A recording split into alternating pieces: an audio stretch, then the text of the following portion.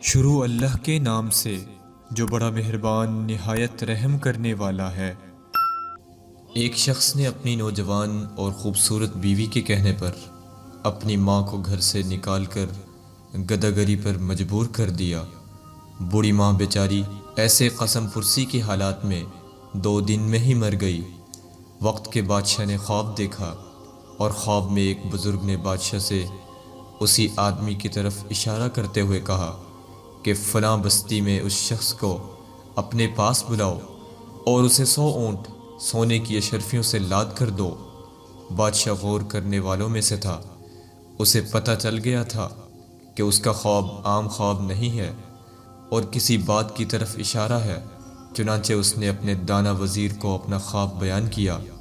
وزیر نے بادشاہ سے کہا، بادشاہ سلامت، اگر اس بستی میں وہ آدمی رہتا ہے جو آپ کو خواب میں بتایا گیا ہے تو آپ کے خواب میں ضرور کوئی حکمت چھپی ہے۔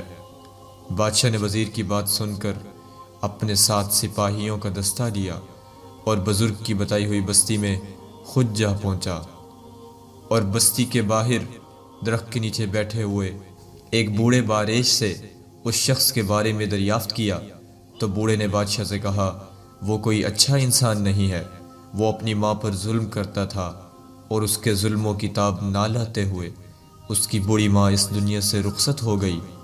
جائیں، بستی میں پہلا مکان اسی کا ہے۔ بادشاہ جب اس شخص کے دروازے پر پہنچا تو وہ شخص بادشاہ کو دیکھ کر خوفزدہ ہو گیا اور اسے لگا کہ بادشاہ اب اسے اس کے اعمال کی سزا دے گا، مگر بادشاہ اسے اپنے ساتھ محل لے کر آیا اور اسے 100 اونٹ سونے کی اشرفیوں سے لاد کر انعام کے طور پر دیے، جنہیں پا کر ظالم کی تو لاٹری لگ گئی۔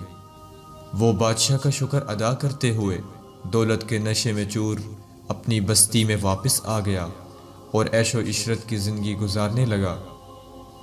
ادھر بادشاہ اور اس کے دانا وزیر نے اس شخص پر مکمل نظر رکھی ہوئی تھی اور وہ خواب کی حقیقت جاننا چاہتے تھے، مگر کئی سال گزر گئے، اس شخص کے حالات میں کوئی تبدیلی نہ آئی۔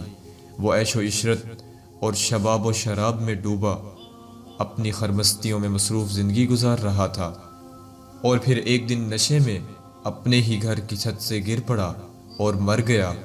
بادشاہ کو جب اس کے مرنے کی خبر ملی تو وہ واپس اس شخص کی بستی میں گیا اور پھر بستی کے باہر درخت کے نیچے اسی بوڑھے سے ملا جس نے اسے اس شخص کا پتہ بتایا تھا۔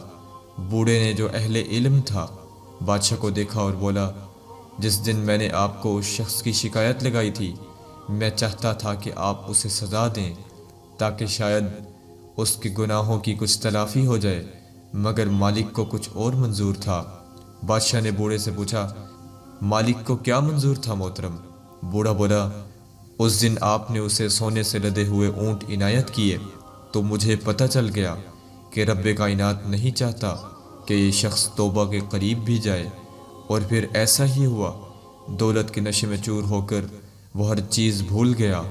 آسائشوں نے اسے نہ تو اس کے خالق کو یاد کرنے دیا اور نہ ہی کبھی اسے اپنے کیے ہوئے کاموں پر ندامت ہوئی، اور اسی عیش و عشرت میں اس نے کبھی توبہ نہیں کی اور آج وہ ہلاک ہو گیا۔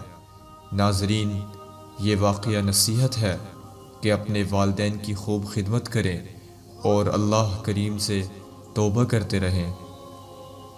اگر آپ کو ہماری یہ ویڈیو پسند آئی ہے تو اس کو لائک کر دیں، ہمارے چینل کو سبسکرائب کر دیں اور ساتھ لگے بیل آئیکن کو دبا دیں تاکہ ہماری آنے والی ہر ویڈیو آپ تک بآسانی پہنچتی رہے۔ ملتے ہیں اگلی ویڈیو میں۔ اللہ حافظ۔